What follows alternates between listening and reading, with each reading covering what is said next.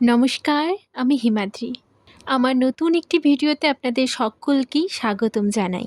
আজকে 31st মে আর এখন বাজে ঘড়িতে একদম 8:40 আর এখন যাচ্ছি আমি মালদা সিলভার আর্কেড। সেখানে সাথী ম্যামের সেমিনার রয়েছে আর আজকে হলো ফাইনাল, তাই আমি নন্দিনীর মডেল হিসেবে সেখানে যাচ্ছি।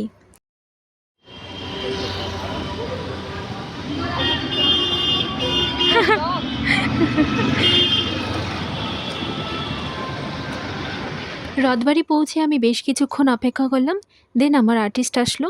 তারপর দুজনে পায়ে হেঁটে আমরা সিলভার আর্কেডে পৌঁছে গেলাম। ভেতরে গিয়ে 2 মিনিট রেস্ট নিয়ে আমরা হেয়ার করতে বসলাম।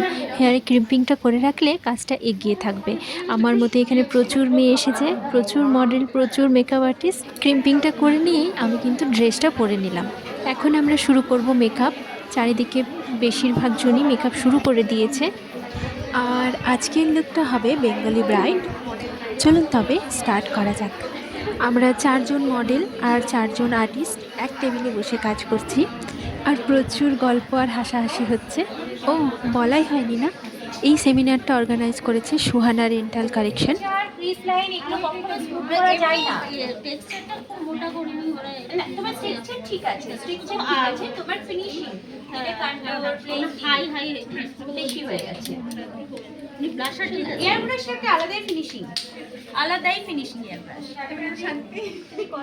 ম্যাম এসেছিলেন, সবাইকে পর্যবেক্ষণ করে গেলেন, দেখছেন ঠিকঠাক চলছে কিনা, কারো কোথাও প্রবলেম হচ্ছে কিনা।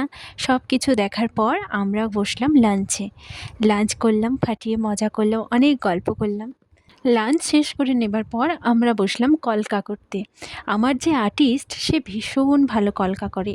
তারপর সব শেষে মেকআপ ডান হবার পর আমরা সবাই মিলে সারিবদ্ধভাবে বসলাম। ম্যাম আসবেন এবং এক এক করে সবার মেকআপ পর্যবেক্ষণ করবেন। সব শেষে আর্টিস্টরা কেমন ফিনিশিং দিয়েছে সেটাই দেখবেন।